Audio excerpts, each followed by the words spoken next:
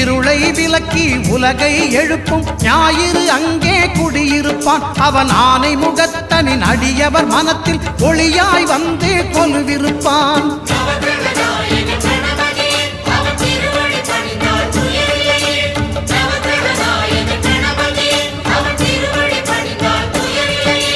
ஒன்பது கோளும் ஒன்றாய் காண அங்கு கற்பகம் என்னும் கடவுளின் மெய்யில்